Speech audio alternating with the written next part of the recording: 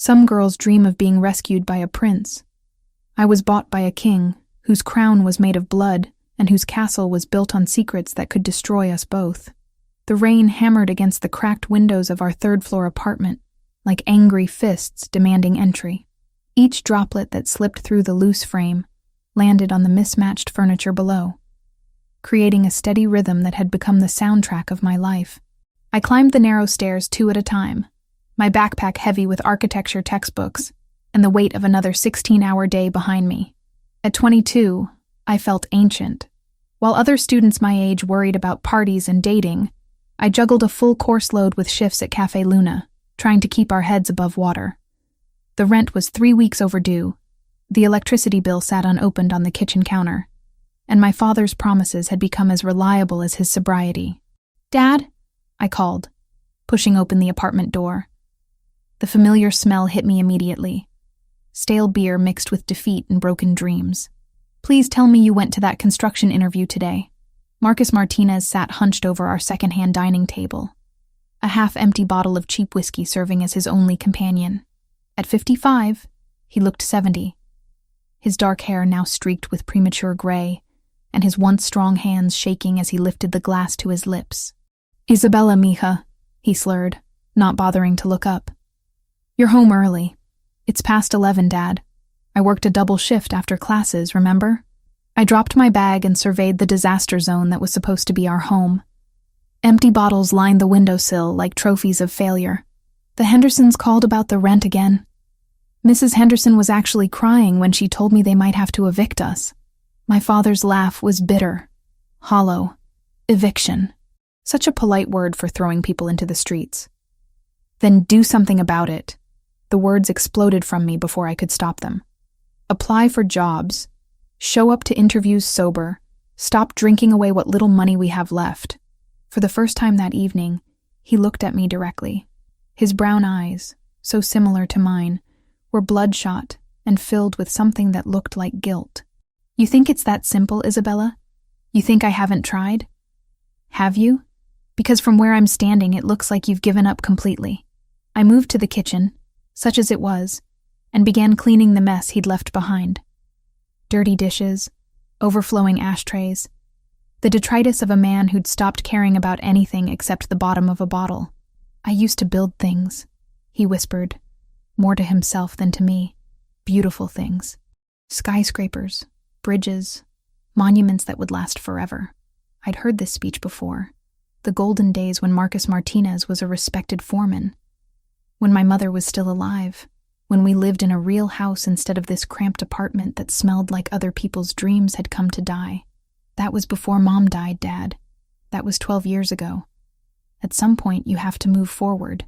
Some things you can't move forward from, mija. Some debts follow you forever. The way he said it made me pause, a plate halfway to the sink. "What debts? Dad, what are you talking about?" But he'd already returned to his bottle, retreating into the alcohol-fueled haze that had become his preferred reality. I finished cleaning in silence, my mind churning with possibilities I didn't want to consider. My father had always been dramatic when he drank, prone to cryptic statements that meant nothing in the harsh light of morning. At exactly 11:23, someone began pounding on our door. Not knocking. Pounding. With the kind of authority that suggested the person on the other side didn't much care whether they woke the entire building. The sound reverberated through our thin walls like gunshots, each impact making our cheap furniture rattle. My father went rigid, the color draining from his face so quickly I thought he might faint. The glass slipped from his nerveless fingers, shattering against the linoleum floor and sending whiskey and shards of glass in every direction. "Dad, don't answer it," he whispered, his voice barely audible over the continued assault on our door. "Isabella, whatever happens, don't open that door." But it was too late. The pounding stopped, replaced by the unmistakable sound of metal against metal. Someone was picking our lock with professional efficiency. The door swung open to reveal 3 men in expensive suits, water dripping from their shoulders despite the covered hallway. They moved with the predatory grace of sharks scenting blood in the water, their eyes scanning our pathetic apartment with undisguised contempt. The first man through the door was built like a refrigerator, with hands that looked capable of crushing bones, and a face that suggested he'd done exactly that on multiple occasions. The second was leaner, but no less dangerous, with the kind of scars that spoke of violence survived rather than avoided. But it was the third man who stole my breath and froze my blood simultaneously. He was younger than I'd expected, maybe 28 or 30, with the kind of devastating good looks that belonged on magazine covers rather than in my shabby living room. Dark hair swept back from a face that could have been carved from marble by Renaissance masters. His suit probably cost more than I made in 6 months, and he wore it with the casual confidence of someone who'd never known want or need.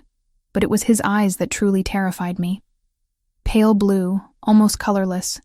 They held the kind of cold intelligence that missed nothing and forgave less. When they settled on me, I felt like prey being evaluated by an apex predator. "Marcus Martinez," he said, his voice carrying the faint trace of an accent I couldn't place. Italian, maybe, wrapped around words that held absolute authority. "You've been avoiding my calls." My father struggled to his feet, swaying dangerously. "Mr. Gambino, I wasn't expecting you to come personally. When a man owes me $2 million and then disappears, I take a personal interest in the matter. $2 million. The number hit me like a physical blow, so large and impossible that my mind initially rejected it entirely. My father, who couldn't scrape together enough money for rent, somehow owed this dangerous stranger more money than most people saw in a lifetime. "I can explain," my father began. But the man, Gambino, held up a single finger for silence. "Your explanations have been notably absent for the past 6 months, Marcus, as have your payments." Those pale eyes shifted to me again, and I felt my skin prickle with awareness. "Your daughter. She wasn't mentioned in our original contract." "Leave her out of this," my father said, finding some backbone despite his obvious terror. "Isabella has nothing to do with my business. Your business became my business the moment you defaulted on our agreement." Gambino stepped closer to me, and I caught the scent of expensive cologne mixed with something darker. "Isabella Martinez, 22 years old, architecture student at Metropolitan University, works part-time at Cafe Luna on 5th Street. The fact that he knew so much about me made my mouth go dry with fear. "How do you know that?" "I know everything about the people who owe me money, Miss Martinez. And their families." His gaze swept over our pathetic living room, taking in the broken furniture, the water stains on the ceiling, the general air of desperation that clung to everything like smoke. "Though I must say, seeing your living conditions makes it clear that your father's debt is unlikely to be resolved through conventional means." "What kind of debt?" I found my voice, though it came out smaller than I intended. "How does someone owe $2 million? My father made a strangled sound of protest, but Gambino's cold smile silenced him. "Gambling debts, Miss Martinez. Your father has an unfortunately expensive habit of betting on outcomes he cannot control. Football games, boxing matches, horse races. For the past 3 years he's been borrowing money to cover his losses, always promising that the next bet would be the one to make everything right." The room tilted around me. 3 years. For 3 years, while I'd been killing myself trying to keep us afloat, my father had been systematically destroying any chance we had at a normal life. "I can get the money," I heard myself say, though I had no idea how.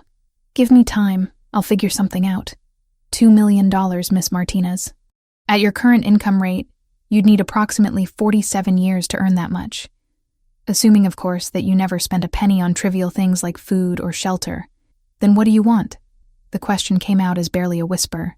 Gambino studied me for a long moment, and I had the unsettling feeling that he was seeing something I didn't understand, something that had nothing to do with money or debt or the desperate mathematics of poverty. "Your father has 3 days to present me with $2 million, Miss Martinez. If he cannot produce the money, then I'll be forced to collect payment in other ways." His pale eyes never left mine, and I assure you, the alternatives are far less pleasant for everyone involved. He turned to leave, his men falling into formation around him like a well-rehearsed dance. But at the door he paused, looking back over his shoulder with an expression I couldn't read. 3 days, Marcus. Don't make me come looking for you again."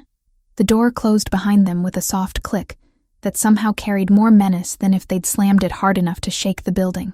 I stood frozen in the center of our ruined living room, trying to process what had just happened. $2 million, 3 days, and a man with pale eyes who looked at me like I was the answer to a question I didn't understand.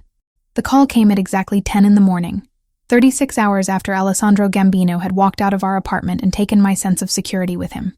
I was sitting in advanced structural design, desperately trying to focus on Professor Williams's lecture about load-bearing calculations, when my phone vibrated against the desk.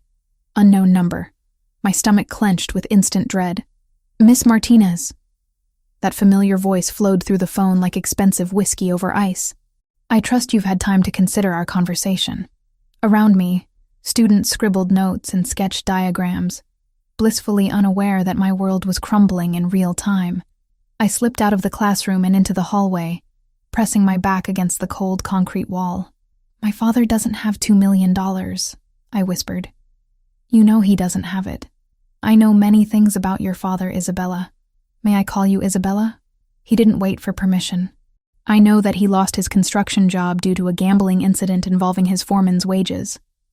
I know that he's defaulted on 17 different loans in the past 2 years. I know that your mother's life insurance was the only thing that kept you from being homeless when you were 17. Each revelation hit like a physical blow.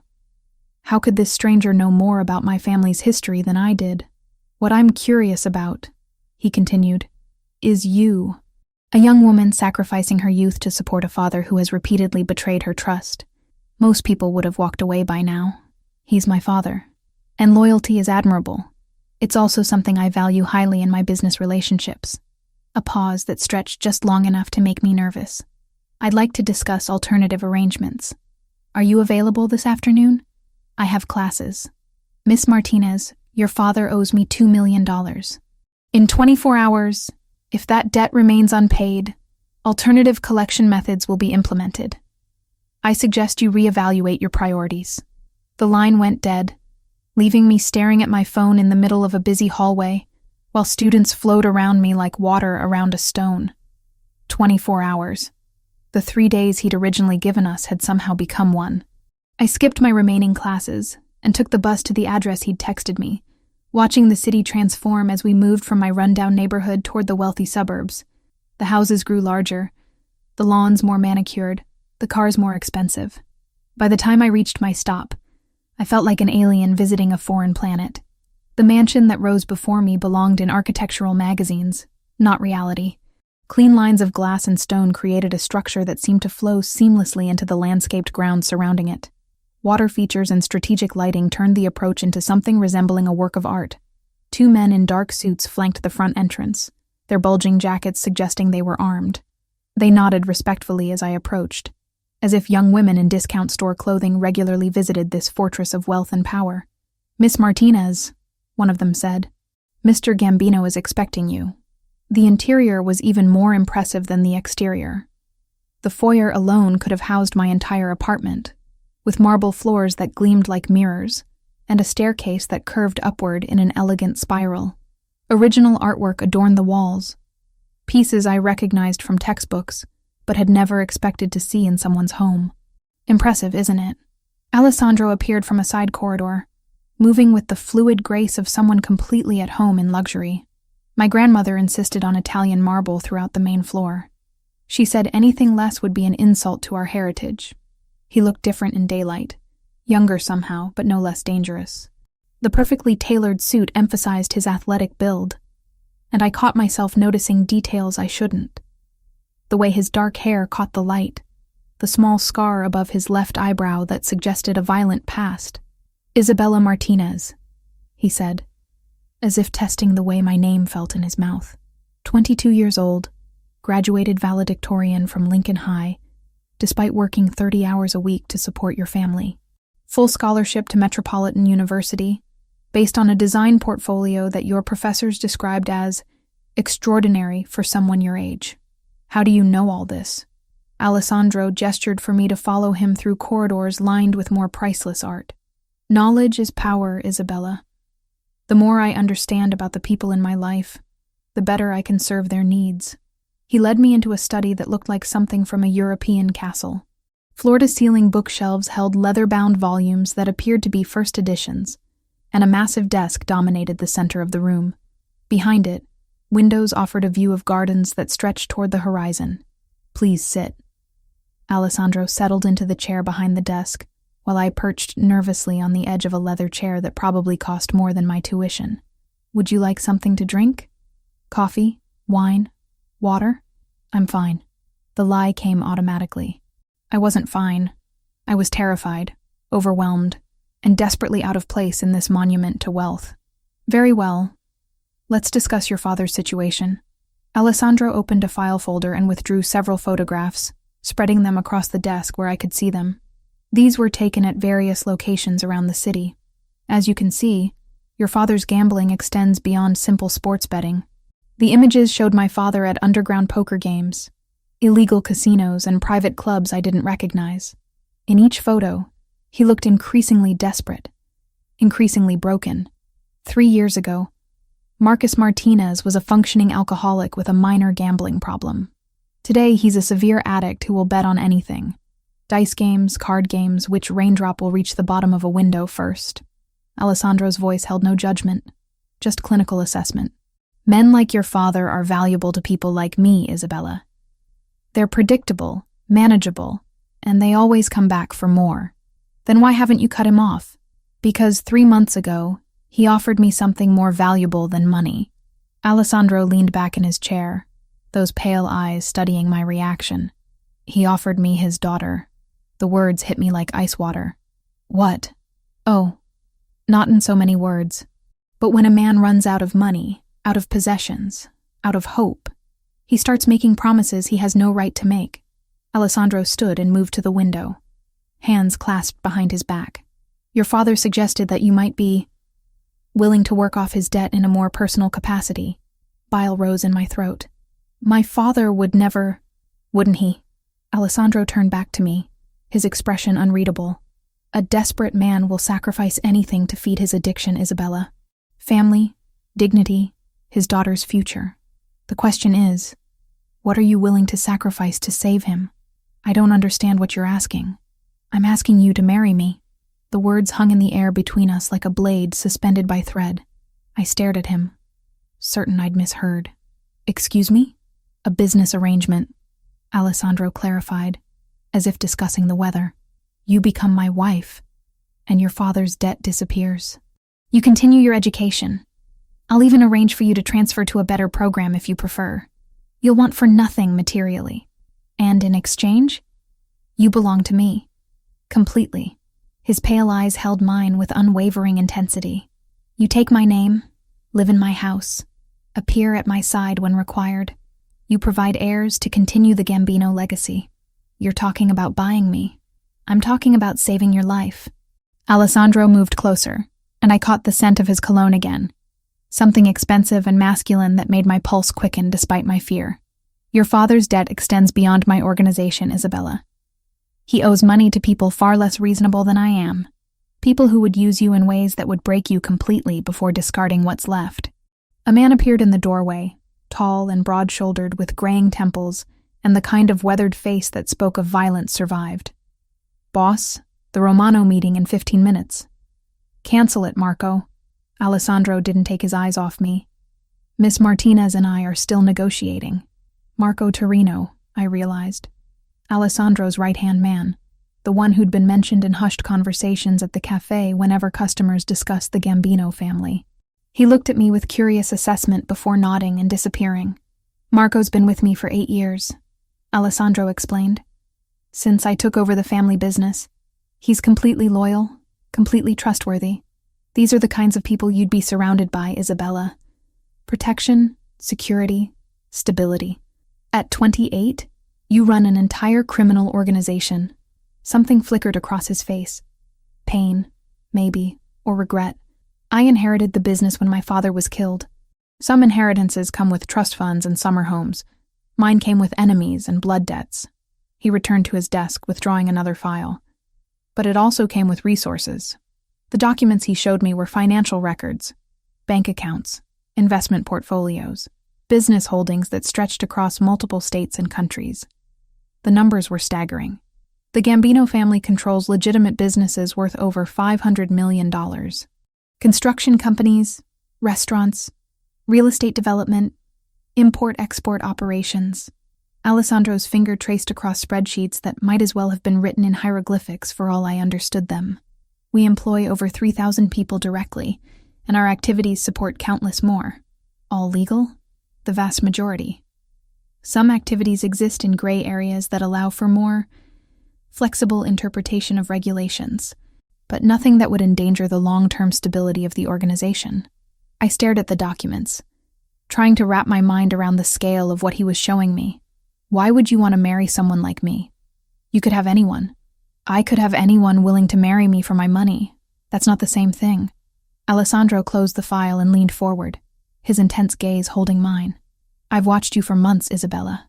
The way you care for your father despite his failures. The way you've sacrificed your own happiness to keep your family together. That kind of loyalty. That strength of character. It can't be bought. You've been watching me? I make it my business to understand everyone connected to my interests. Your father became my concern the moment he started borrowing money from my associates. Alessandro's smile was sharp. But you became my concern for entirely different reasons. This is insane. This is business. I need a wife who will provide legitimate heirs and represent the family with dignity.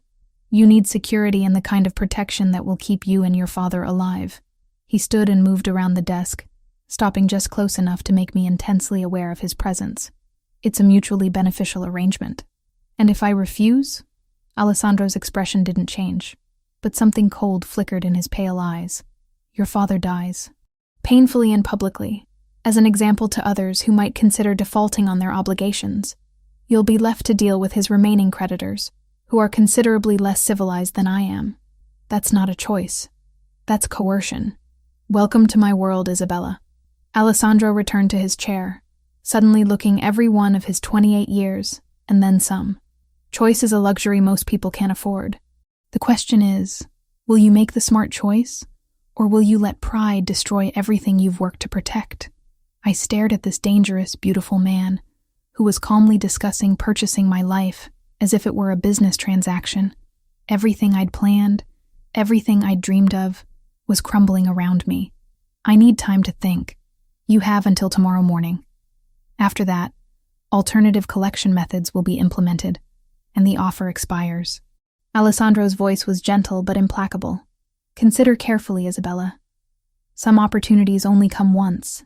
I spent the entire night staring at the ceiling, Alessandro's proposition echoing in my mind like a song I couldn't stop hearing. Marry him. Become his wife. Sign away my freedom to save my father's worthless life. By dawn, I'd convinced myself there had to be another way. The First National Bank opened at 9, and I was waiting outside when the security guard unlocked the doors. My appointment with a loan officer had been scheduled for weeks, a desperate attempt to secure student loan consolidation that might free up enough money to help with rent. Now I had bigger problems. Miss Martinez? The loan officer, a middle-aged woman with kind eyes and a practical suit, gestured me into her office. I've reviewed your application, and I'm afraid I have disappointing news. I sat in the uncomfortable chair across from her desk, my hands clenched in my lap. What kind of disappointing news? With your current income and debt-to-income ratio, we can't approve you for any additional lending. In fact, your existing student loans are showing some concerning payment irregularities. My stomach dropped. What do you mean? According to our records, you've missed 3 payments in the past 6 months. Your account is marked as delinquent, which affects your credit worthiness for any future lending opportunities. 3 missed payments. My father had been intercepting the bills, probably selling them, or using the money for his gambling. I felt the familiar burn of betrayal mixed with helpless rage. Is there anything else I can do? Any other options? The woman's expression softened with sympathy. I'm sorry, Miss Martinez. Perhaps a family member could co-sign, or if you had collateral to secure the loan. I walked out of the bank feeling more defeated than when I'd entered. No loan, no money, no options except the one Alessandro had offered. The city seemed different as I made my way back toward campus. Brighter, more threatening, full of people who belonged in ways I never would. My phone buzzed with a text from an unknown number. Cafe Milano, 2 p.m. We need to discuss terms. I should have ignored it, should have gone to classes, pretended my world wasn't falling apart, maintained the illusion that I had choices. Instead, I found myself walking toward the address Alessandro had sent, each step feeling like I was walking toward my own execution. Cafe Milano occupied a corner building in the financial district, the kind of place where powerful people made deals over espresso that cost more than I spent on food in a week. Through the windows, I could see businessmen in expensive suits conducting meetings that probably involved more money than my family would see in a lifetime. Alessandro sat at a corner table, looking perfectly at ease in surroundings that intimidated me just by existing. He wore a charcoal gray suit today, with a white shirt that emphasized his olive complexion and a tie that probably cost more than my rent. When he saw me approach, he stood with the fluid grace of someone who'd been taught proper manners since childhood. "Isabella, thank you for coming." He pulled out a chair for me, a gesture of old-world courtesy that felt surreal given our circumstances. "I took the liberty of ordering for you. Cappuccino, no sugar, and a croissant. I hope that's acceptable." The fact that he knew my coffee preferences sent a chill down my spine. "How do you know how I drink my coffee? I told you yesterday. I make it my business to understand the people in my life." Alessandro returned to his seat, those pale blue eyes studying my face with unnerving intensity. "You look tired. Did you sleep poorly?" "I spent the night trying to figure out if there's any way out of this situation that doesn't involve selling myself to a stranger." "And what did you conclude?" I stared at the perfect cappuccino he'd ordered for me, the foam art creating a delicate pattern on the surface. "That you've made sure there aren't any alternatives. I've simply presented you with the reality of your circumstances." Alessandro's voice was gentle but implacable. "Your father's debt exists whether I'm involved or not. The consequences of his choices will unfold regardless of my preferences. You could forgive the debt. I could, but that would set a precedent that would undermine my authority and endanger everyone under my protection." He leaned forward slightly, his expression serious. "I don't run a charity, Isabella. I run a business that employs thousands of people and supports countless families. Showing weakness invites challenges that result in violence. So this is about maintaining your reputation. This is about survival. Mine, yours, and everyone connected to both of us." Alessandro reached into his jacket and withdrew a small velvet box, setting it on the table between us. "But it's also about opportunity." I stared at the box without touching it. "What's that?" "Open it." With trembling fingers, I lifted the lid to reveal a ring that took my breath away. The center stone was a perfect diamond, at least 3 carats, surrounded by smaller stones that caught the afternoon light and threw rainbows across the cafe table.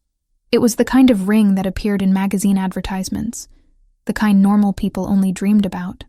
"It belonged to my grandmother," Alessandro said quietly. "She wore it for 57 years, through wars and peace, poverty and prosperity. She gave it to my father the day before she died, with instructions that it should only be given to a woman worthy of the Gambino name. I'm not worthy of anything. I'm just a broke college student whose father is a gambling addict. You're a woman who sacrificed her own happiness to care for a parent who's repeatedly betrayed your trust. You've maintained your integrity, despite having every reason to become bitter and selfish." Alessandro's hand moved across the table, his fingers almost touching mine. "That kind of strength is rarer than diamonds, Isabella. You don't know me. I know that you work double shifts to pay for your father's mistakes. I know that you've never missed a day of classes despite being exhausted and overwhelmed. I know that you volunteer at the literacy center downtown, teaching adults to read, even though you barely have time to eat." His pale eyes held mine with unsettling intensity. "I know that you cry in the bathroom at Cafe Luna when you think no one is watching. But you always wipe your tears and go back to work with a smile." The accuracy of his observations made my skin crawl. "You've been stalking me. I've been protecting you. There's a difference." Alessandro withdrew his hand, returning to the careful distance he maintained. "Marco has been ensuring your safety for the past 3 months. The reason you haven't been approached by your father's other creditors is because word has spread that you're under Gambino protection. Without my knowledge or consent, would you have preferred I let them take their chances with you? Because I can arrange that if you'd like to experience the alternatives." I thought about the men who'd visited our apartment, the cold violence in their eyes when they'd looked at me. Alessandro might be dangerous, but he'd never looked at me like I was prey to be consumed. Why marriage? Why not just hire me or something? Because marriage creates bonds that can't be easily broken. It provides legitimacy, legal protection, social standing. Alessandro's voice took on a harder edge. And because I need heirs, Isabella. The Gambino name dies with me unless I have children to carry it forward. Children. The word came out as barely a whisper. Eventually, yes. When you're ready, when you're comfortable with the arrangement. His expression softened almost imperceptibly. I'm not a monster, Isabella. I don't force myself on unwilling women. But you'll coerce them into marriage. I'll offer them choices they wouldn't have otherwise. Alessandro gestured around the cafe at the luxury surrounding us. Look around you. This could be your life. Security, comfort, respect.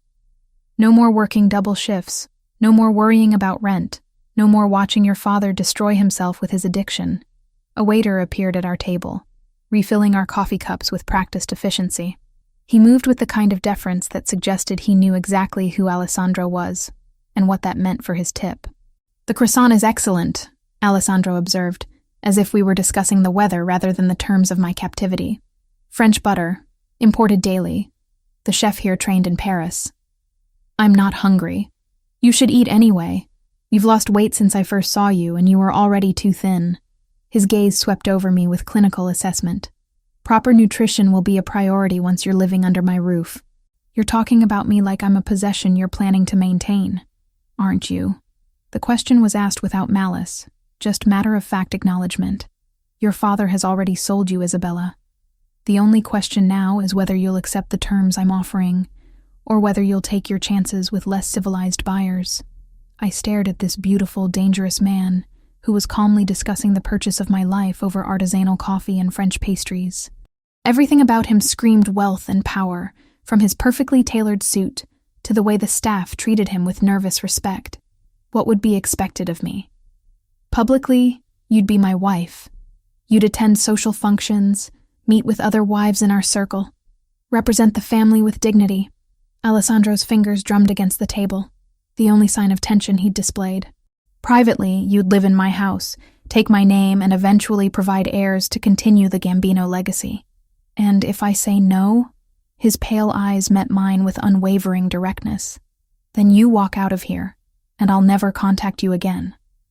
Your father's debt will be collected through traditional means, and you'll be free to rebuild your life however you choose, after watching my father die, after watching your father face the consequences of his own choices. Alessandro leaned back in his chair, his expression unreadable. I won't lie to you, Isabella. The men your father owes money to aren't known for their restraint or creativity. His death would be public, painful, and educational. And me? You'd be left to deal with his remaining creditors, who would view you as a valuable asset to be liquidated. Alessandro's voice remained calm, almost gentle, as he described horrors I couldn't fully comprehend. Some debts are inherited, Isabella. Your father's gambling has created obligations that will outlive him unless they're satisfied. I closed my eyes, trying to shut out the images his words conjured. When I opened them, Alessandro was still watching me with that unsettling intensity. I need more time. Time is a luxury neither of us can afford. Alessandro signaled for the check, and the waiter appeared instantly with the bill. I've made arrangements for you to see what your life could become. Marco will pick you up at 7 tonight. I haven't agreed to anything. No, you haven't. Alessandro stood and moved around the table, stopping beside my chair. His hand settled on my shoulder, warm and heavy and possessive. But we both know you will. His touch sent an unexpected jolt of electricity through me, and I caught his scent again. That intoxicating mixture of expensive cologne and barely leashed power. When I looked up at him, something flickered in his pale eyes that I couldn't identify. Until tonight, Isabella. He left me sitting alone at the cafe table, the velvet ring box still open between my hands, and the weight of an impossible decision crushing down on me like a physical force. 2 weeks had passed since Alessandro's proposal.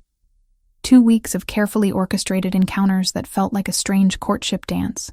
He appeared at my university, waiting by my car with coffee and pastries from expensive cafes. He sent flowers to the coffee shop where I worked, always with handwritten notes that struck the perfect balance between romantic and respectful. He had dinner delivered to our apartment when he knew I'd be too exhausted to cook. Each interaction was calculated to show me what my life could become. And despite my resistance, I found myself looking forward to seeing him. There was something magnetic about Alessandro Gambino that went beyond his obvious wealth and power. When he looked at me, I felt like the only person in the world who mattered, but I hadn't given him an answer yet. "You're being ridiculous, Isabella," I muttered to myself as I packed my backpack for another long day of classes and work. "He's a criminal, a dangerous man who's basically trying to buy you." The logical part of my brain knew this was true, but the part that was tired of being afraid, tired of struggling, tired of watching my father destroy everything we touched, that part whispered that maybe Alessandro's offer wasn't as terrible as it seemed. I was walking across campus toward the library when my phone rang. Unknown number, but I'd learned to recognize the particular ringtone that accompanied Alessandro's calls. "Good morning, Isabella. It's barely 8 a.m., Alessandro. Don't you sleep?" "Not much." His voice held a note of something I couldn't identify. Weariness, maybe, or stress. "I need to see you. Something's happened." The urgency in his tone made my stomach clench with anxiety. "What kind of something?" "Not over the phone. Marco is already on his way to pick you up. I have classes. Cancel them." The command was soft but implacable. "This is about your safety, Isabella. Don't argue with me." The line went dead, leaving me staring at my phone in the middle of the quad, while students flowed around me like water around a stone. Whatever had happened, it was serious enough to rattle Alessandro's usual calm composure. Marco's black SUV pulled up to the curb within minutes, and I climbed into the passenger seat with a growing sense of dread.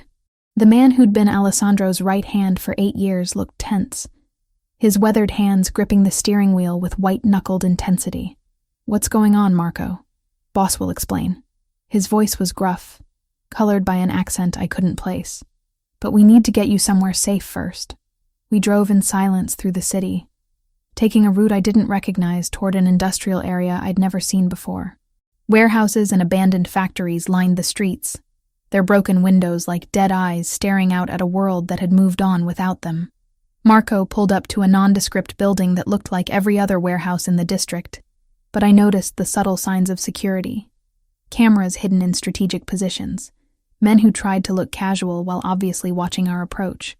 Alessandro met us at the entrance, his usual impeccable appearance marred by tension lines around his eyes and a jaw clenched tight enough to crack teeth. He wore dark jeans and a black sweater instead of his customary suit, and I realized with a start that this was the first time I'd seen him dressed casually. "Isabella." He pulled me into his arms before I could protest, holding me against his chest with desperate intensity. "Thank God you're safe." The embrace lasted only seconds, but I felt the tremor in his hands, the rapid beat of his heart against my cheek. Whatever had happened, it had genuinely frightened him. "What's wrong?" I pulled back to look at his face, seeing fear beneath the carefully controlled exterior. "You're scaring me. Your apartment was attacked this morning. Men with guns broke down the door, ransacked everything, took your father." Alessandro's pale eyes were hard as winter ice. "If you'd been there..." The world tilted around me. "My father? Is he alive?" "For now. They left this." Alessandro handed me a Polaroid photograph that showed my father tied to a chair, blood trickling from his nose, his eyes wide with terror. On the back, someone had written, "The girl for the old man, 24 hours. My knees gave out, but Alessandro caught me before I could fall, his strong arms supporting my weight as shock crashed over me in waves. "Who did this?" "The Bratva. Russian organized crime." Alessandro guided me to a chair, his hands gentle but firm. "They've been moving into our territory for months, testing boundaries, seeing how far they can push before we push back. But why my father? Why me?"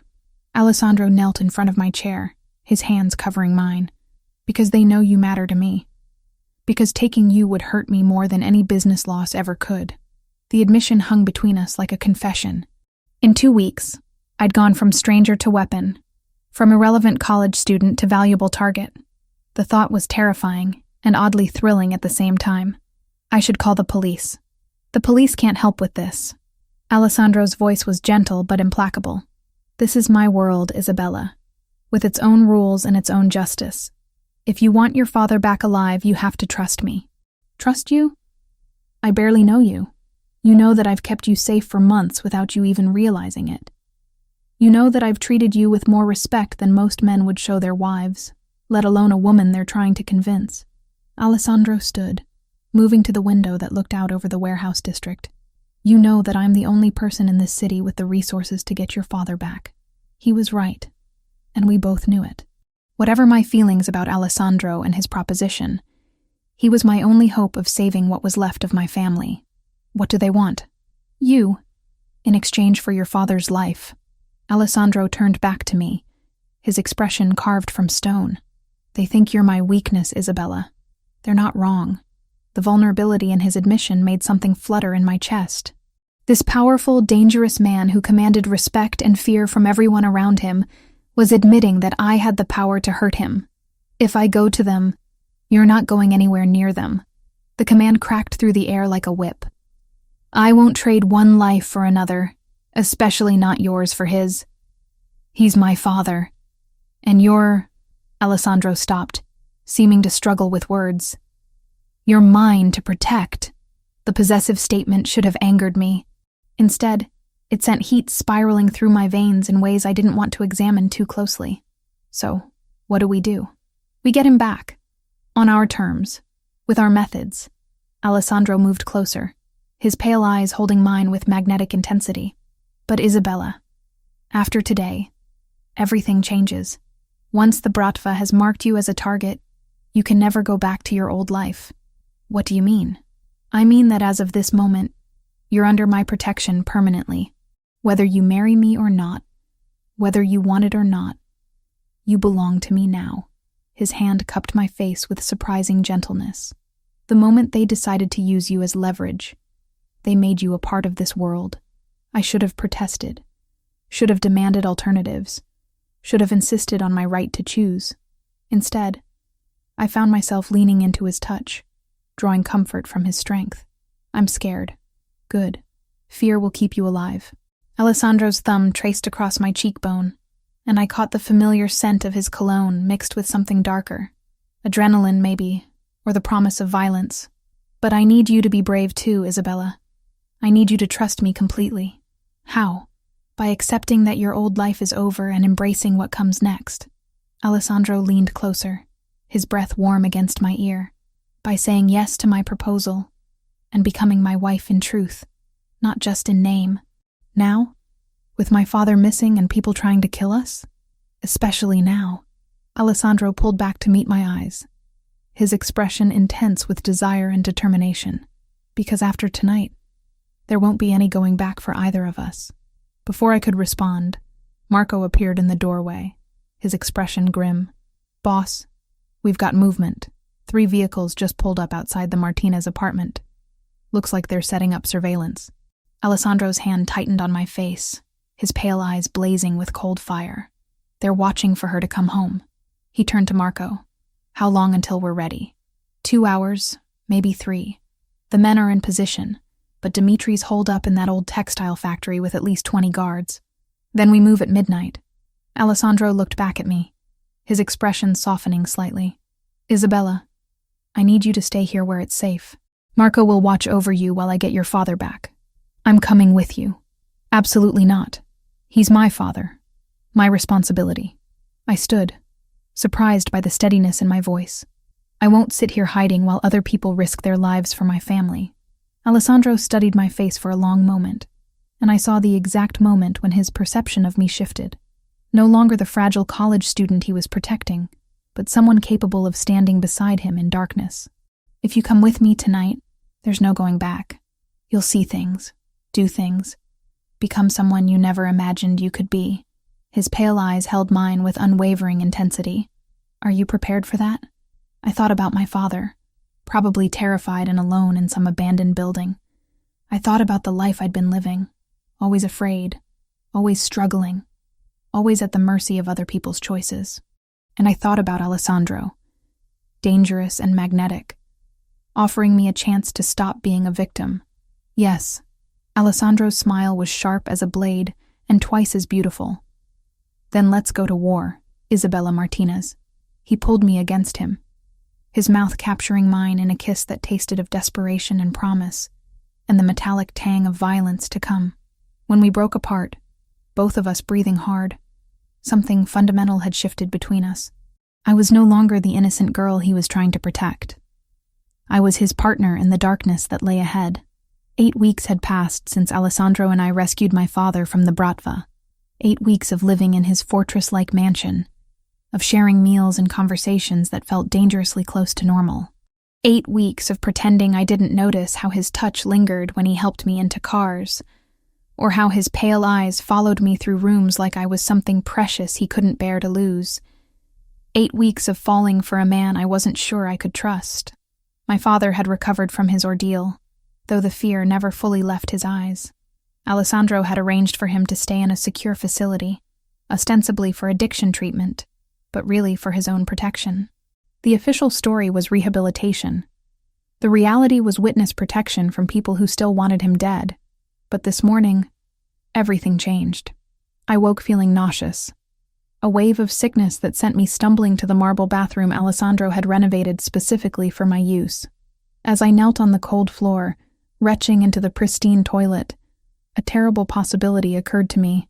When was my last period? The thought hit me like ice water. With everything that had happened, the threats, the rescue, the complete upheaval of my life, I'd stopped keeping track of normal things like menstrual cycles. But now, counting backwards, I realized I was almost 6 weeks late. 6 weeks. Right around the time Alessandro and I had first been intimate, that night of desperate fear and comfort that had led to so much more than either of us had planned. I sat on the bathroom floor, my back against the marble wall, and tried to process the implications. Pregnant. I might be carrying Alessandro Gambino's child, the heir to a criminal empire I'd stumbled into by accident. The irony wasn't lost on me. He'd wanted to marry me to provide legitimate heirs, and now I might be pregnant before we'd even had a proper wedding. I needed to know for certain. The pharmacy was a 20-minute drive from Alessandro's estate, but I'd never made the trip alone. Marco or one of the other guards always accompanied me when I left the grounds, part of the security measures Alessandro insisted were non-negotiable. But today, I couldn't face explaining why I needed a pregnancy test to one of his men. I slipped out through the kitchen entrance while Alessandro was in his office conducting business, taking the keys to the small Mercedes he'd given me for my personal use. The guards at the gate looked surprised when I approached alone, but they didn't question my right to leave. The drive into town felt like an escape, even though I knew it was temporary. For 20 minutes, I could pretend I was just a normal 22-year-old woman running errands, not the unofficial fiancée of the most powerful crime boss in the city. The pharmacy was busy with the usual afternoon crowd, and I grabbed a pregnancy test from the family planning aisle, with hands that shook only slightly. The teenage cashier barely glanced at me as she rang up my purchase, probably assuming I was just another college student dealing with the consequences of poor decision-making. If only it were that simple. I was driving back toward Alessandro's estate when I noticed the black sedan following me. At first, I thought it might be one of his security team, but the car maintained a careful distance that suggested surveillance rather than protection. My pulse quickened as I remembered Alessandro's warnings about always being watched, always being a target. I took a detour through downtown, testing whether the car would follow. It did, staying exactly 3 vehicles behind, professional and patient. Fear crept up my spine as I realized I was being hunted by someone with the skills to make it look casual. My phone rang, and Alessandro's name appeared on the screen. Relief flooded through me. "Where are you?" His voice was tight with concern. "Marco said you left the estate alone." "I needed to run an errand. I'm on my way back. But Alessandro, I think someone's following me." The silence on the other end of the line stretched long enough to make me nervous. When Alessandro spoke again, his voice was deadly calm. "Describe the car. Black sedan. 2 men in the front seat. They've been behind me for 15 minutes. Drive to the warehouse district. Take Morrison Street to 5th, then turn left into the industrial complex. Don't stop. Don't slow down. And whatever you do, don't let them box you in. What's happening? Just drive, Isabella. I'll explain when you're safe. I followed his directions, my heart pounding as the sedan maintained its pursuit. The industrial district was mostly empty at this time of day, which made me feel more vulnerable rather than safer. When I turned into the complex Alessandro had specified, I saw why he'd chosen it. Black SUVs emerged from behind warehouses like sharks scenting blood. Alessandro's men, armed and ready, surrounded the sedan before its occupants could react. Through my rearview mirror, I watched two men in expensive suits being dragged from their vehicle at gunpoint. Alessandro appeared beside my car before I'd even put it in park, yanking open the driver's door and pulling me against his chest with desperate intensity. "Are you hurt?" His hands moved over me with clinical efficiency, checking for injuries. "Did they try to approach you?" "No, they just followed me." "Alessandro, who were they?" "Bratva scouts. They've been probing our defenses for weeks, looking for weaknesses." His pale eyes blazed with cold fury. "You gave them exactly what they were looking for, a way to get to me through you." The accusation stung because it was true. My need for independence, for normalcy, had created a vulnerability that could have gotten both of us killed. "I'm sorry. You needed what was so important that you risked both our lives to get it?" Alessandro's voice was sharp with anger and fear. "What errand couldn't wait for proper security?" I looked at the pregnancy test in my purse, at the secret that might change everything between us, and realized I couldn't tell him. Not like this. Not when he was already furious with me for being reckless. Personal items. Things I was embarrassed to ask Marco to help me buy. Alessandro studied my face with that unnerving intensity, and I could see him trying to decide whether to push for more details. Marco appeared at his shoulder before he could speak. "Boss, we've got a problem. The Russians weren't just following her. They planted a tracking device on her car." Alessandro went very still, the kind of stillness that preceded violence. "How long has it been there?" "At least a week, maybe more. Professional job, nearly invisible." Marco's weathered face was grim. "They know where she goes, when she leaves, how long she's away from the estate. They've been watching me for a week?" The implications hit me like a physical blow. "They know about my father, about the treatment facility. They know everything."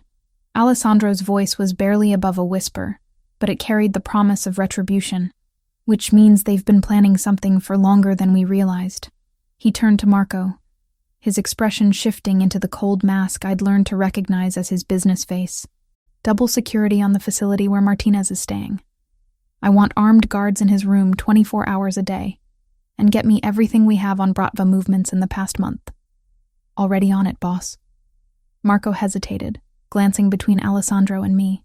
"But there's something else. Something you need to know about the tracking operation." "What?" "It wasn't just surveillance. Someone inside our organization had to give them access to plant that device." Marco's voice was heavy with implications. "We've got a leak, Alessandro. Someone close enough to know Isabella's routines, someone with access to the motor pool." The betrayal hit Alessandro like a physical blow. I could see it in the way his shoulders tensed, in the muscle that jumped in his jaw. Someone he trusted had sold him out, had put me in danger for money or leverage or fear. Who? The single word carried enough menace to make grown men confess their sins. "We're still investigating, but the list is short. Only 6 people had the access and opportunity to plant that tracker." Marco pulled out a folded piece of paper.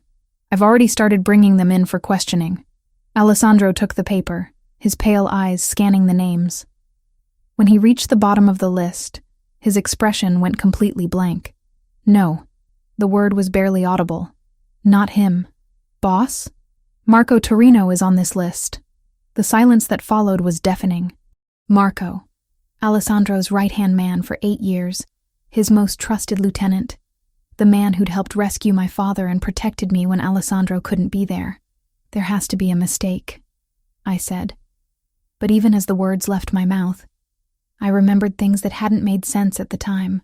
Marco's nervousness lately, his reluctance to meet Alessandro's eyes, the way he'd been making phone calls in private. "No mistake." Alessandro's voice was hollow with betrayal. "The timing fits. He's been acting strange for weeks. asking questions about our security protocols, volunteering for assignments that would give him access to sensitive information. Why would Marco betray you? Alessandro crumpled the paper in his fist, his knuckles white with strain. Money, fear, leverage. It doesn't matter why. He looked at me with eyes that held more pain than anger. What matters is that the person I trusted most in the world sold us both out for 30 pieces of silver. The biblical reference wasn't lost on me. Alessandro had been betrayed by someone closer than a brother, someone who'd shared his table and his trust for nearly a decade. What do we do now? Now we clean house. Alessandro pulled out his phone, his fingers moving with deadly efficiency. And then we make sure everyone understands the price of betrayal. As he made calls to set his response in motion, I stood in the shadow of an abandoned warehouse, clutching a pregnancy test I hadn't had the chance to use, and realized that the man I was falling in love with was about to become someone I might not recognize. The war was coming, and this time, it would be fought with people we'd trusted, over secrets that could destroy us all. But first, I had to find out if I was carrying the heir to an empire built on blood and betrayal. The pregnancy test lay on the marble bathroom counter like an accusation. 2 pink lines, clear as daylight, confirming what my body had already been trying to tell me. Pregnant. 6 weeks along with Alessandro Gambino's child.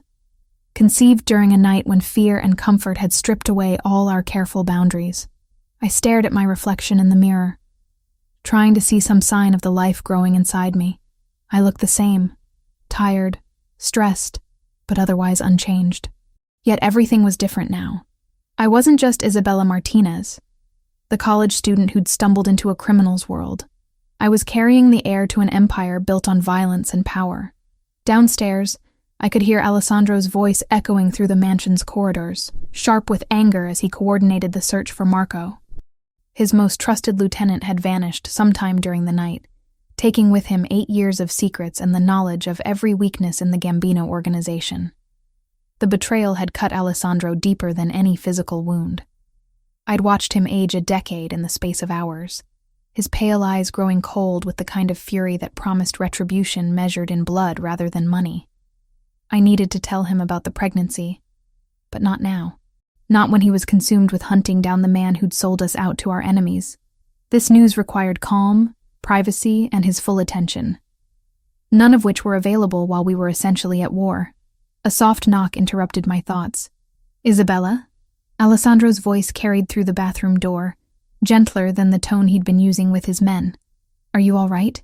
You've been up there for over an hour." I quickly shoved the pregnancy test into the trash and opened the door, hoping my face didn't reveal the secret I was carrying. "I'm fine. Just tired." Alessandro studied me with those unnerving pale eyes, taking in details I hoped weren't as obvious as they felt. "You look pale. Are you feeling sick? It's been a stressful day." Not entirely a lie, though stress was the least of my problems at the moment. He reached out, his fingers cool against my forehead. "No fever. But you should rest. I've increased security around the estate. Nobody gets in or out without my personal authorization." "Have you found Marco?" Alessandro's expression hardened. "He's gone to ground, probably with Bratva protection. But we'll find him. Betrayal like this can't go unanswered, Isabella. It sends the wrong message to everyone who depends on our strength." I watched him transform before my eyes. The man who'd touched my face with gentle concern becoming the ruthless leader who commanded fear and respect throughout the city. It was a reminder that no matter how tender he could be with me, Alessandro Gambino was still a dangerous man. "What will happen when you find him?" "What always happens to traitors." Alessandro's voice was matter of fact, devoid of emotion. "Marco made his choice when he sold us out. Now he'll face the consequences."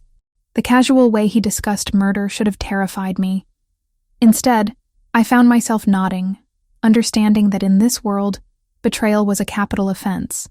Marco had put both our lives at risk, had endangered my father, had sold information that could have gotten me killed.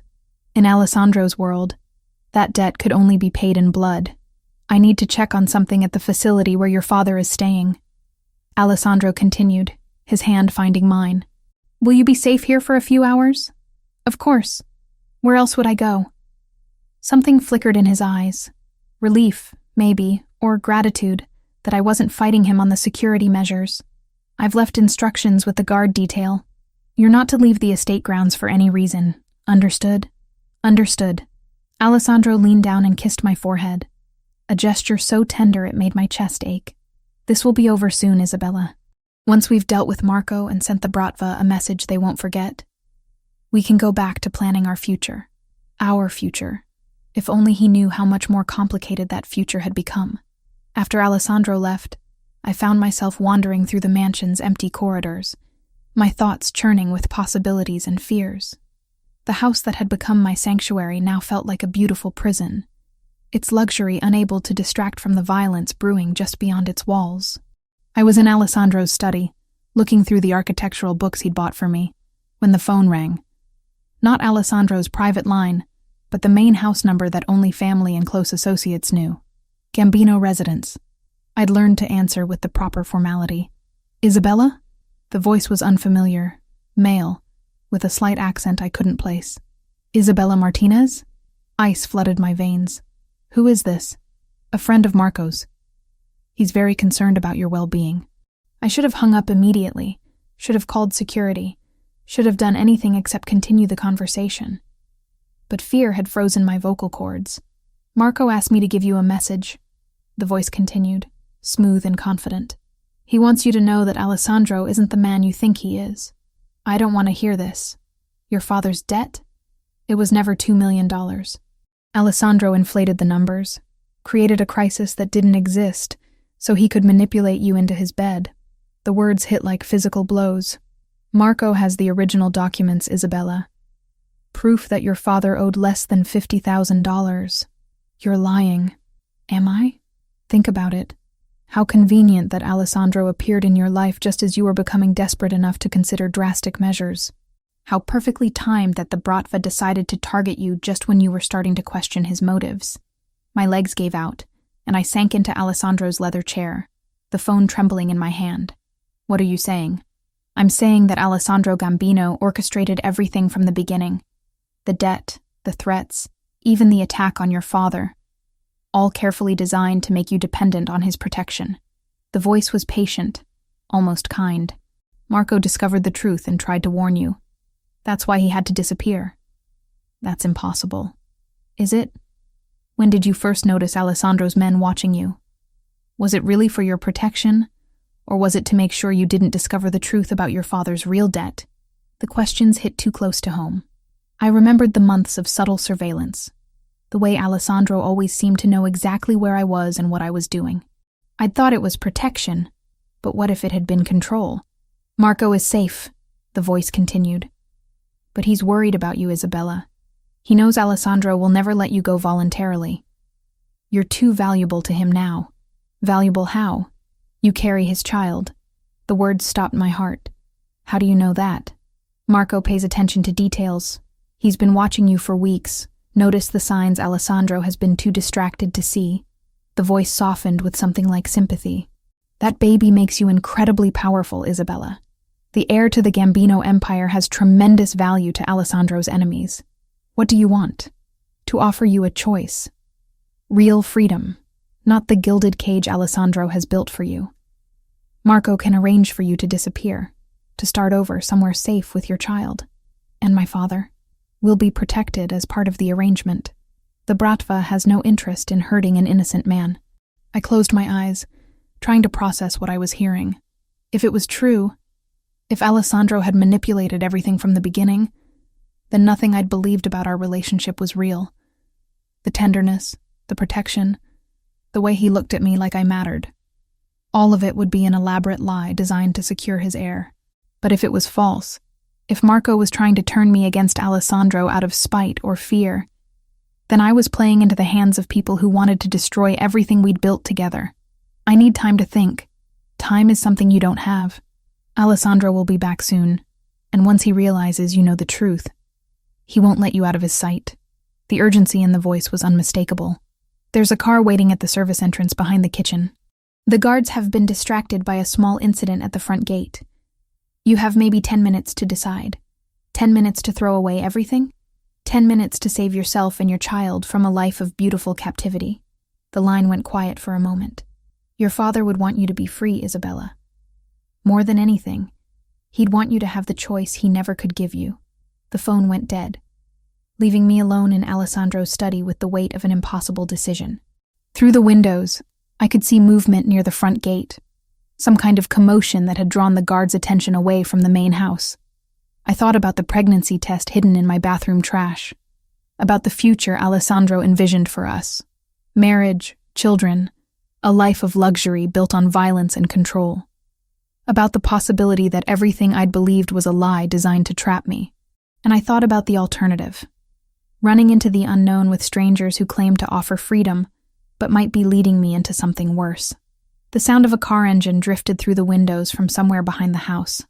My ride to freedom, or my path to destruction. I had to choose, and I had less than 10 minutes to decide whether to trust the man I was falling in love with, or the voice on the phone promising me truths I wasn't sure I wanted to hear. The pregnancy test in the trash seemed to mock me with its certainty.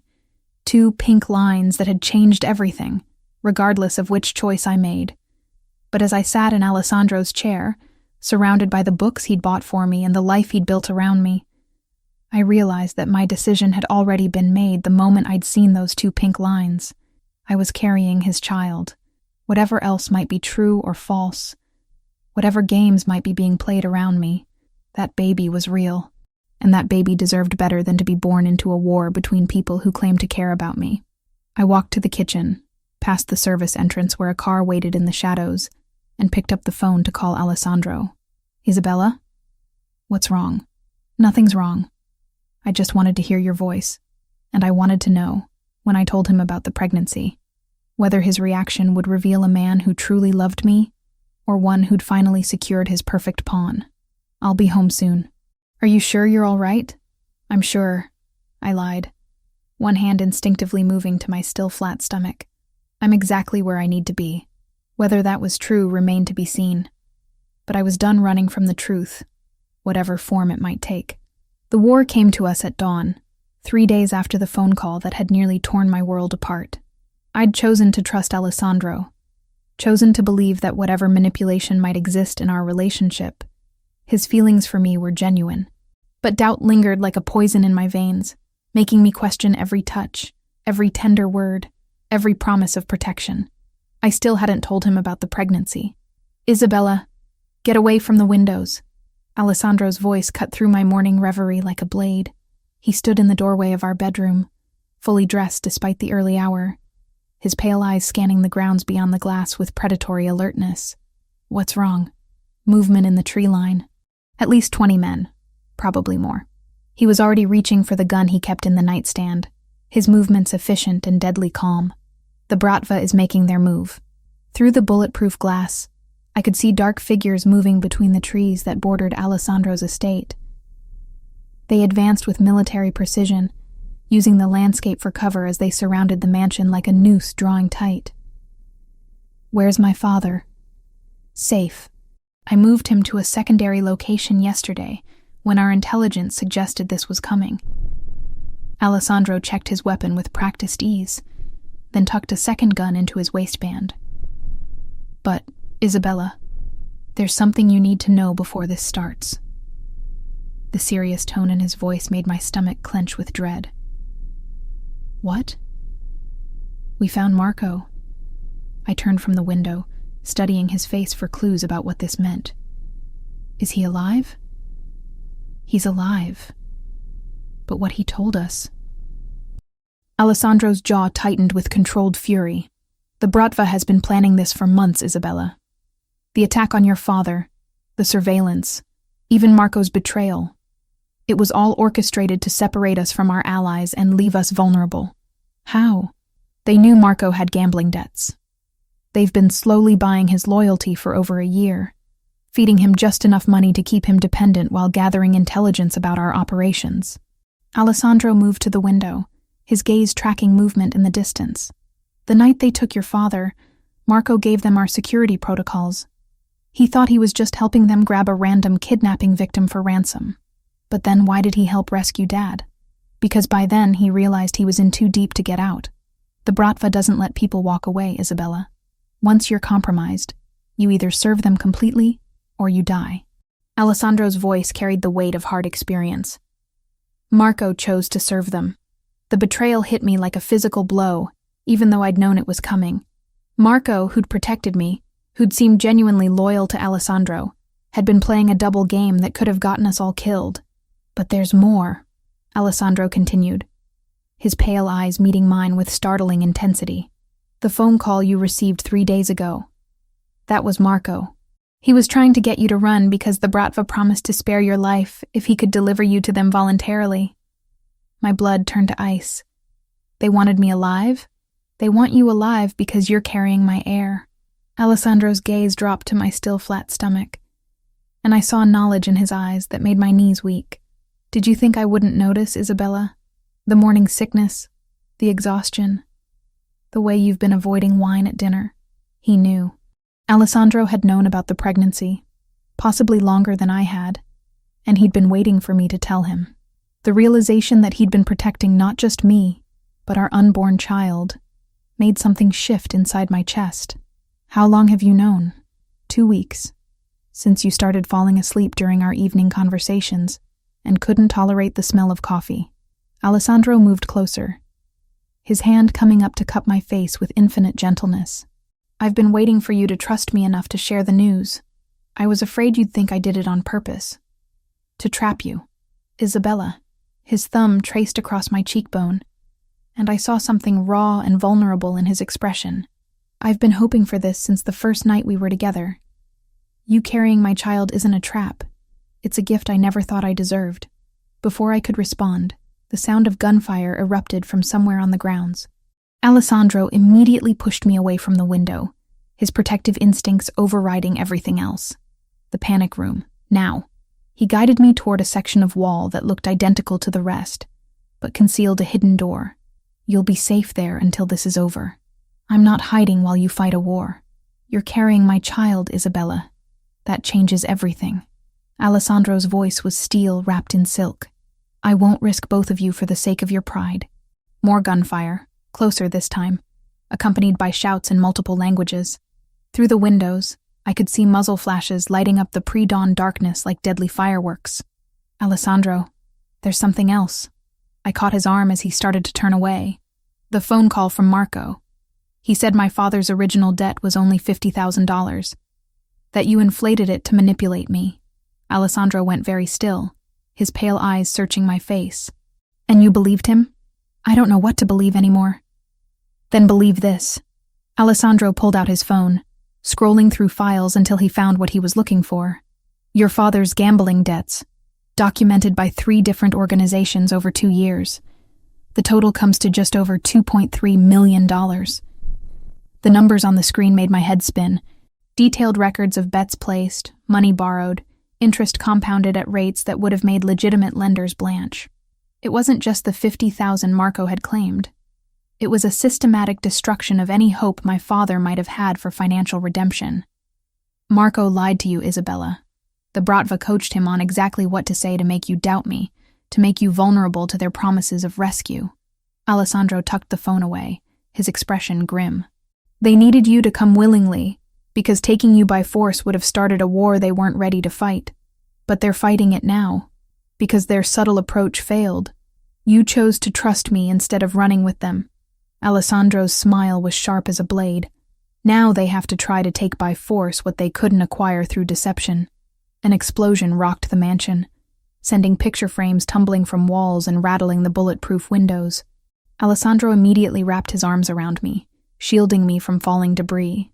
The panic room, Isabella. Please. But as he spoke, his phone buzzed with an incoming call. Alessandro glanced at the screen and his expression darkened. It's them. They want to negotiate. He answered on speaker, his voice deadly calm. You have something to say, Dimitri? Alessandro Gambino. The voice was smooth, cultured, with the faint accent of someone who'd learned English as a second language. I believe we have something to discuss. I don't negotiate with people who attack my home, not even to save the life of your unborn child. The question sent ice through my veins. We know Isabella is pregnant, Alessandro. We know that heir represents the future of your entire organization. Get to the point. The point is simple. You have something we want, and we have something you want. Your father-in-law is safe for now, but that could change very quickly if you don't listen to reason. My father. Despite Alessandro's assurances, the Bratva had somehow gotten to him. I saw the moment Alessandro realized the same thing, saw the cold fury that transformed his features into something terrifying. What do you want? Isabella, unharmed and willing. In exchange, Marcus Martinez lives, and we withdraw from your territory permanently. Dimitri's voice was patient, reasonable, as if he were discussing a simple business transaction. You have 1 hour to consider the offer. And if I refuse? Then we kill the old man, storm your fortress, and take what we want anyway. The only difference is how many people die in the process. The line went dead, leaving us in silence, broken only by the distant sound of gunfire and the hammering of my own heart. They have my father. I know. Alessandro's voice was hollow with self-recrimination. I thought the facility was secure. I thought, it doesn't matter what you thought.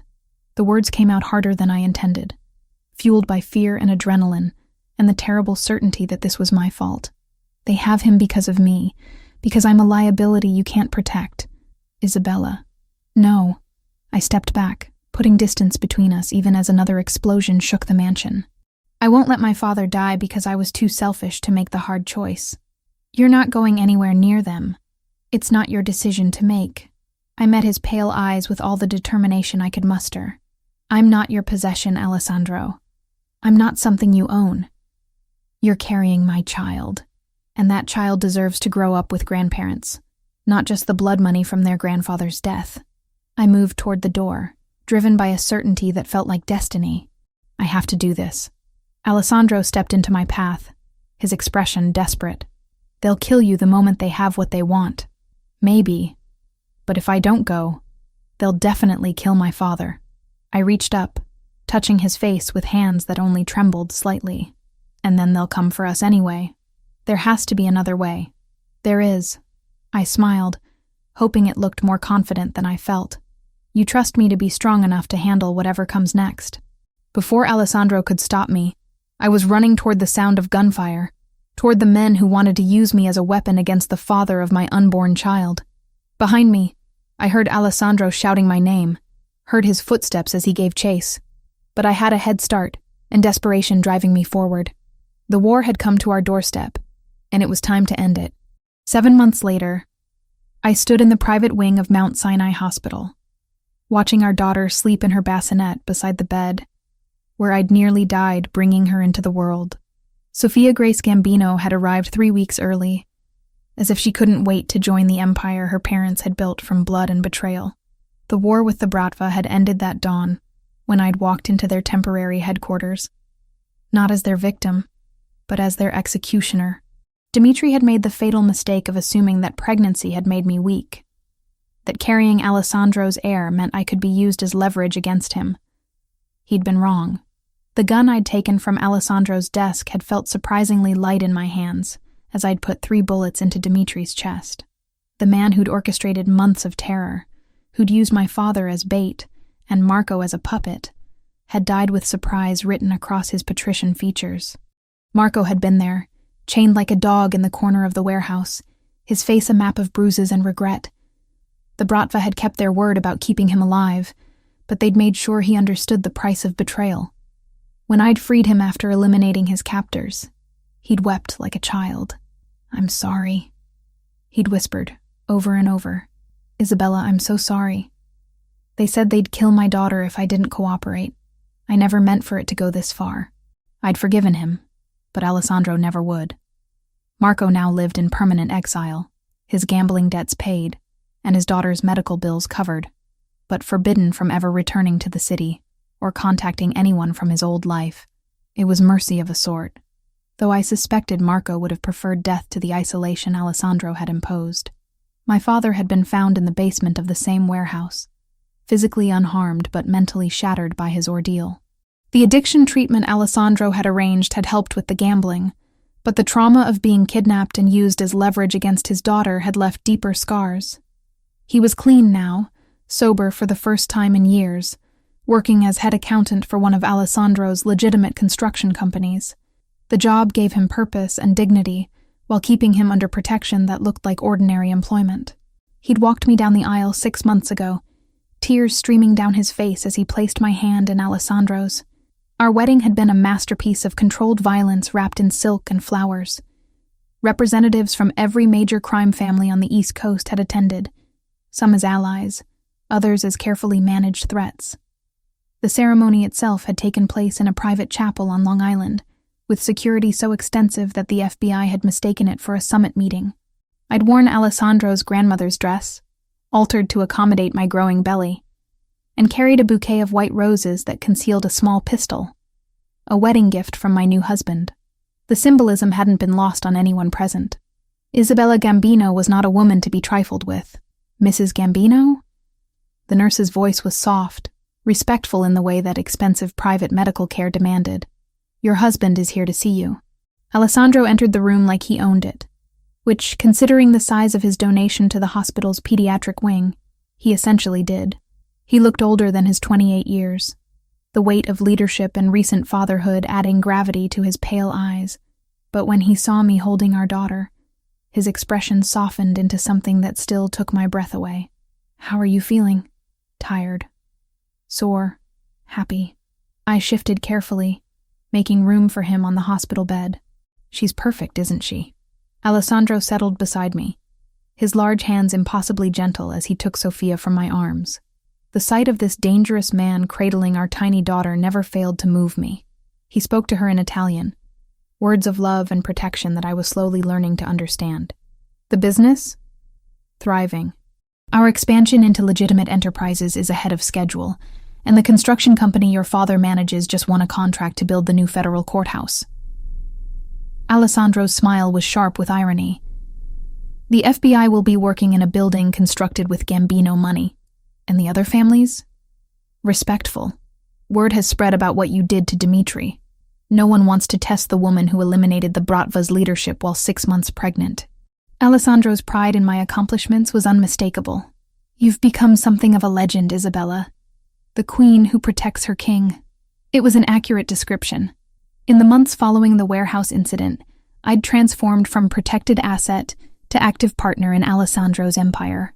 My architectural background had proven invaluable in designing buildings that served dual purposes. Legitimate businesses on the surface, with hidden spaces and escape routes that allowed for less legal activities when necessary. The daycare center I'd designed served real children from the community, while also functioning as a meeting place for sensitive negotiations. The medical clinic provided genuine health care to underserved populations, while serving as a neutral zone where disputes could be resolved without violence. I'd become the acceptable face of the Gambino family's charitable work, the respectable young mother who could sit on hospital boards and university committees while quietly ensuring that our interests were protected. There's something else, Alessandro said, his voice taking on the tone that meant serious business. The commission has extended an invitation. They want to meet you formally. The commission, the governing body that theoretically controlled organized crime activities across the country. Being invited to address them was recognition that I'd moved beyond being Alessandro's wife to being a power in my own right. When? Next month, when you've recovered from the delivery. It's largely ceremonial, but it establishes you as my official partner rather than just my spouse. Alessandro shifted Sophia to his shoulder, patting her back with practiced ease. It also means that any attack on you will be considered an attack on me by every family in the organization. Protection through fear. Protection through respect. There's a difference. Alessandro's pale eyes met mine with perfect understanding. You've earned this, Isabella. Not through me, but through your own choices and actions. It was true. The woman who'd hidden from rain in a stranger's car no longer existed. In her place was someone harder, smarter, more dangerous. Someone capable of pulling a trigger without hesitation when her family was threatened. But I was also someone who could design schools that served real children, who could manage charitable foundations that genuinely helped people, who could be a mother to the tiny girl sleeping in her father's arms. I have a proposal, I said, watching Alessandro's expression for his reaction. I want to establish a scholarship program. Full rides to college for the children of our employees, legitimate and otherwise. Expensive. Worth it. Education is the best investment we can make in the next generation. I reached out to stroke Sophia's downy hair. I want our daughter to grow up in a world where intelligence is valued as much as loyalty. And if some of those scholarship recipients decide they want nothing to do with our world, then they'll have the education and resources to build better lives for themselves. That's a win for everyone. I met Alessandro's gaze steadily. Not every problem can be solved with violence, Alessandro. Sometimes the strongest thing you can do is give people choices. Alessandro considered this, his expression thoughtful. You want to reform the system from within. I want to build something that lasts longer than we do. Something Sophia can be proud of whether she chooses to be part of it or not. And if she chooses differently, if she wants a normal life, I looked at our daughter, perfect and innocent in her father's arms, and felt the fierce protectiveness that had driven me to kill for her before she was even born. Then she'll have that choice. But she'll have it from a position of strength, with resources and education, and the knowledge that she's loved unconditionally. I smiled, thinking of the trust funds Alessandro had already established, the legitimate businesses that would provide clean money for whatever future Sophia chose. We're not just building a criminal empire, Alessandro. We're building a legacy. Sophia stirred in her father's arms, her tiny fist closing around his finger with the instinctive grip of a child claiming her birthright. When she opened her eyes, they were the same pale blue as Alessandro's, but somehow warmer, full of possibility rather than calculation. She's going to be formidable, Alessandro murmured, wonder in his voice. She's going to be free, I corrected. Free to choose her own path, her own values, her own definition of power. Through the hospital window, the city spread out before us like a chessboard, full of territories to be claimed and alliances to be forged. I was Isabella Gambino now, wife to a king and mother to a princess, architect of an empire that served both darkness and light. The frightened girl who'd worked double shifts to pay her father's debts had died in that warehouse 7 months ago, reborn as someone who understood that true power came not from fear, but from the ability to protect what mattered most. Our daughter would inherit wealth and influence beyond measure, but more importantly, she would inherit the knowledge that strength came in many forms. Sometimes it meant pulling a trigger to protect your family. Sometimes it meant building schools to educate other people's children. And sometimes it meant choosing love over fear, trust over suspicion, hope over the cynicism that could so easily consume everything good in the world. Alessandro leaned over to kiss my forehead, careful not to disturb the baby between us. I love you, Isabella Martinez Gambino. I love you too, I whispered, meaning it more than I'd ever meant anything in my life. Outside, the city hummed with life and possibility, full of people who would never know how their fates were shaped by decisions made in hospital rooms and boardrooms, in warehouses and wedding chapels. But that was tomorrow's concern. Today, we were just a family, dangerous and devoted in equal measure, building something beautiful from the ashes of everything that had tried to destroy us. The empire would endure. But more importantly, so would we.